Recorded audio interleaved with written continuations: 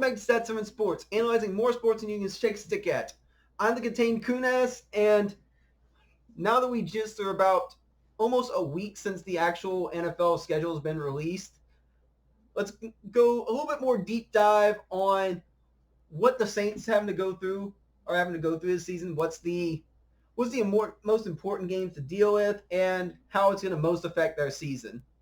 But before we go on that, let's take a look at the past season for everyone who just turned pro, all the 20 players that got drafted and undrafted from the 2019 LSU football team. The first one that went 15-0 in SEC history. The first LSU team to go 15-0 in SEC history. Well, in their history, 15-0 in SEC history. And as we are still very limited on what sports available, but very shortly before a lot of the teams will end up going back into training and all of that such, let's look back on that magical season. SEC Network is doing something very nice to be able to go through an hour special, which is, by the time I'm saying this, about an hour away. But you can watch it on SEC Network, or you can stream it on the ESPN app. One for the ages. Just a quick kind of run through off of it. I don't know what exactly is going to be on it, but I know it's going to be brief recaps of games, and it's going to be maybe something else that a lot of us don't, even as LSU fans, may not be aware of. But going back into what's to come in the fall and such, we have we're going back into the New Orleans Saints 2020 season with the coming up schedule. As this is an analysis of the top 5 opponents that the New Orleans Saints have to play for this 2020 season. Starting off with, at number 5, early on in the season, we play the Green Bay Packers in Week 3. Now, the one thing whenever you analyze the Saints' early season schedule, yes, they do play Tampa Bay Week 1. They have Tom Brady Week 1. Outside of that, you go back into a lot of their first 5 games before they actually have to go with the bye. Green Bay is really the only one, and it's at home, but Green Bay is the only one that we should not be favored by more than a couple points. Now, Aaron Rodgers surprisingly has never beaten New Orleans in the Superdome. I hope not to jinx it, so knock on wood there. But that's going to be one where the Saints going to have to get an early start, a very strong early record, because they do play Detroit. They do play the Las Vegas Raiders. It's going to take a little time for Brady and Gronkowski to kind of fit into the Tampa Bay offense. So Green Bay is the only one really before the bye week that has a team that's expected to make the playoffs and that doesn't have some what would I say, some trials to overcome based off of just very much inexperience with a lot of the star players being together. Then we go on to the 4th one, and we're now past the bye week. But this is actually the latest one on this schedule, though also staying in the NFC North. The team that's basically become our pretty much rivals outside the division with the Minnesota Vikings. Yes, everyone knows of the issues we've had in 2 of the past 3 NFL playoffs going against the Vikings that majority of people thought we would win, and last year we kind of underachieved. We definitely underachieved in that game. We struggled, and then 3 years ago, y'all know what happened. But at that point in Week 16, it is going to be a situation where we're probably going to be fighting with Tampa Bay for a division lead. And if we actually want to try and get up towards one of those higher seeds, if Tampa Bay is not an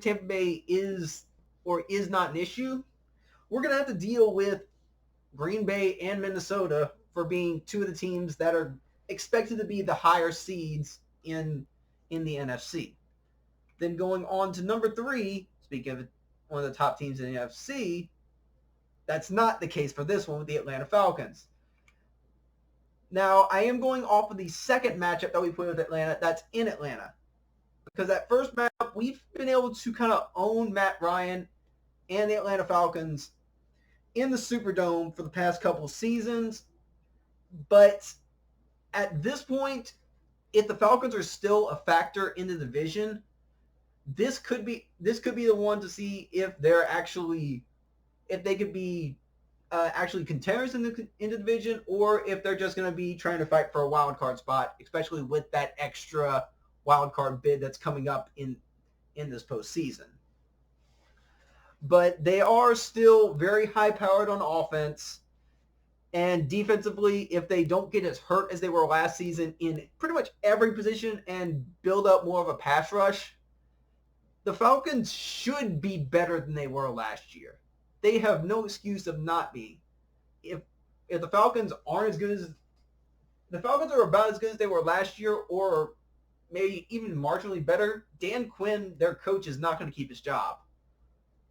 But now going into the team that we may have had the most exciting game, one of the most exciting games in the regular season by any teams back in the Superdome, we have, unfortunately, at number 2, the San Francisco 49ers. And this is at week 10, so this is really out with Atlanta, it's in the middle.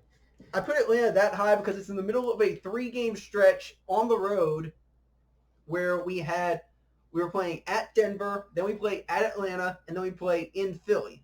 So all 3 of those, I didn't include Philly because I don't think they're going to be high.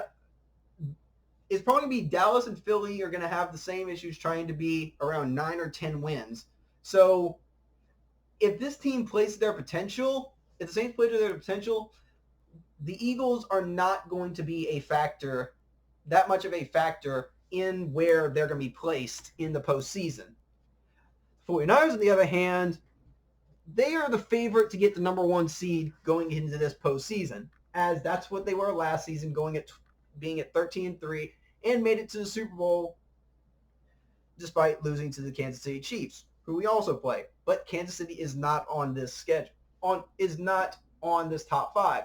Yes, it's going to be a very difficult game, and it's going to be kind of a gauge on how we fit in with the reigning Super Bowl champ.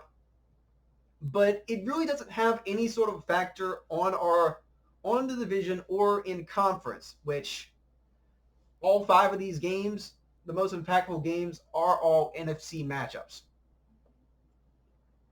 But it's going to be Emmanuel Sanders going to be playing for the Saints, going against his former team. And then they got replacements with San Francisco got replacements for its 3 big losses. Joe Staley retiring at left tackle. They traded for Trent Williams for that.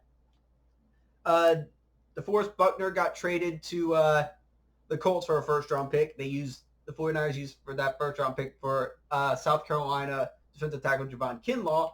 And then they also had their 31st overall pick that they traded up to 26 and got Brandon Ayuk, the wide receiver out of Arizona State. So San Francisco is going to be one of the favorites to make the Super Bowl and win the Super Bowl this year, especially in the NFC. So this will be a measuring stick on where the Saints will be set amongst them.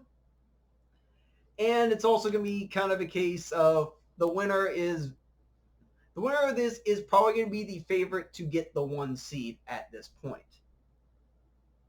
And then going on to the top 1, this should not be any surprise, but I wasn't going to put the opening week matchup, but once things kind of start to settle and everyone starts to get their groove because of how the Olympic training camps is going to be this year and how everything's going to kind of feel rushed and pushed in if everything goes on time, the teams that have new quarterbacks, that are going to have a new quarterback trying to fit in with their receivers, it's going to take a little time for them to get adjusted to it.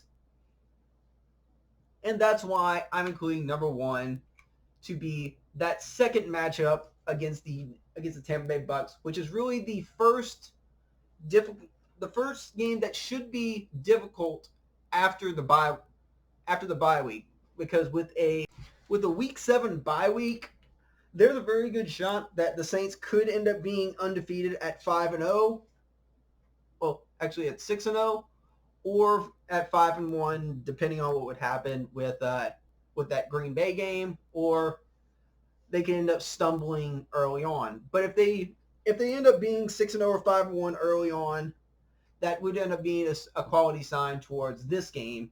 But at this point, Brady's going to have time to get acquainted with how to play with his offense with Mike Evans, Chris Godwin. Yes, he knows how to play with Gronk, Cameron Brate, O.J. Howard. But at this point, the Bucs are expected to be the biggest threat to the Saints for this season, and everyone's looking forward to the Brady Brees matchup.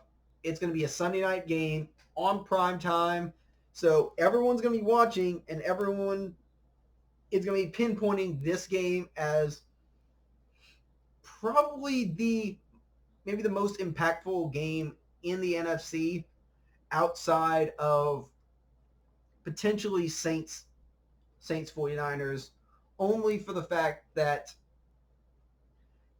right after this game, if the Saints would get by Tampa Bay, San Francisco would be the next threshold on how high the Saints could potentially go in the postseason as with their seeding. So that's all the top 5 off of it. For the rest of their games, it's like they play everyone in the AFC West, they play everyone in the NFC North. I'm not going to include Chicago, Detroit, because the perception off of those is 500 or worse. The Eagles, I said that earlier. I'm not including them, even though it's the third of a three-peat road schedule. Denver, the Chargers, the Raiders. The Saints going to be favored for all of those. The Chiefs is going to be, yes, if they lose it, it's going to hurt, but it's not like it's really going to be a massive factor, even with a bunch of tiebreakers. There's not really anything that involves cross-conference records that's really going to hurt New Orleans on seeding. But let me know what y'all think in the comments. If y'all enjoyed this, y'all want more, as more is going to come in more is coming in the very near future. I always have to stutter at some point, but here we go on this. But yeah, if y'all enjoy this, please like, subscribe, please share it out. And then there is the bell that's underneath this video that will notify you for whenever I do put out any other videos. So yeah, click the bell if you want to be ready for any of that. But with all being said, thank you all for watching. I'm the Contain Kunas. This is Stat7 Sports. Y'all stay safe. Hopefully this all calms down in the very near future. And I'll see y'all next time.